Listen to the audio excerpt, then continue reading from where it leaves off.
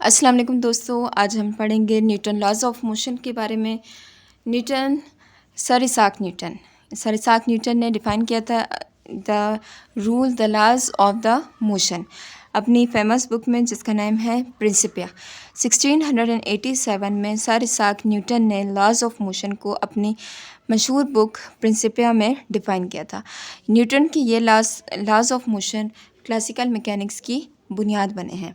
Classical mechanics में Newton के in laws की वजह से फ़िज़िक्स को दो बेसिक एरा में डिफ़ाइन किया गया है, जिसमें जो कि एक क्लासिकल फ़िज़िक्स है या इनिशियल फ्रेम ऑफ रेफरेंस है, एंड मॉडर्न फ़िज़िक्स है जिसमें मॉडर्न फ़िज़िक्स के रूल्स के बारे में स्टडी किया जाता है।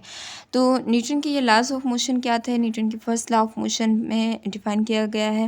न्यूटन ने बताया कि अगर कोई एब्सेंस ऑफ एक्सटर्नल फोर्स है इन द अगर कोई कार है और वो मूव कर रही है, उस कार की मूवमेंट को डिफ़ाइन करने के लिए उसने डिफ़ाइन किया कि वो कार उसी तरह चलती रहेगी जिस स्पीड से वो चल रही है, या फिर कोई कार है वो रेस्ट की कंडीशन में है तो वो रेस्ट की कंडीशन ही में रहेगी अनटिल उस पर कोई एक्सटर्नल फोर्स या इंटरनल फोर्स अप्लाई नहीं की जाती है।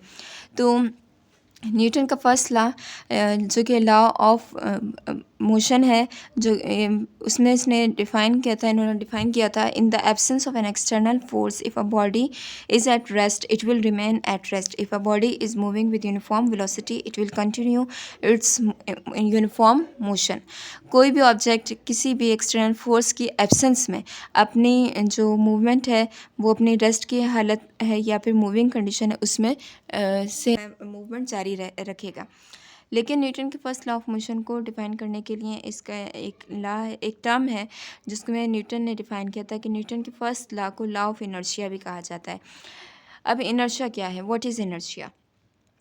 Inertia is also defined as a property of an object due to which it tends to maintain the state of rest or of uniform motion. ठीक है। अब इनर्शिया क्या है? इनर्शिया ऐसी प्रॉपर्टी ऑफ द ऑब्जेक्ट है जिसमें due to motion it tends to maintain the state of rest और of a uniform motion. कोई भी ऑब्जेक्ट अपनी स्टेट ऑफ रेस्ट में या फिर यूनिफॉर्म मोशन में रहता है तो उसे हम कहेंगे कि वो हमारे पास द स्टेट ऑफ रेस्ट और ऑफ अ यूनिफॉर्म मोशन है ऑफ द ऑब्जेक्ट। मतलब अगर एक ऑब्जेक्ट है और उसके पास उस पर हमने फोर्स अप्लाई करी है, ठीक है, और उस ऑब्जेक्ट का मास जो है वो वेरी ह्यूज मास है, that is of the 2 kilogram, ठीक है।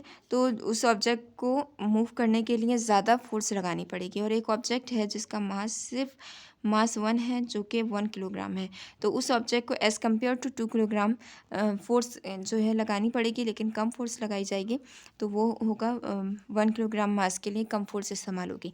तो हम ये कह सकते हैं कि जो 2 किलोग्राम ऑफ मास है इसके लिए इसको मूव करने के लिए ज़्यादा फोर्स लगानी पड़ी, और जो रेस्ट मास से इस ऑब्जेक्ट को मूव कराने के लिए फोर्स लगानी पड़ी एक्सटर्नल फोर्स, वो 1 किलोग्राम मास के लिए लाइटर है as compare to 2 kilogram of mass.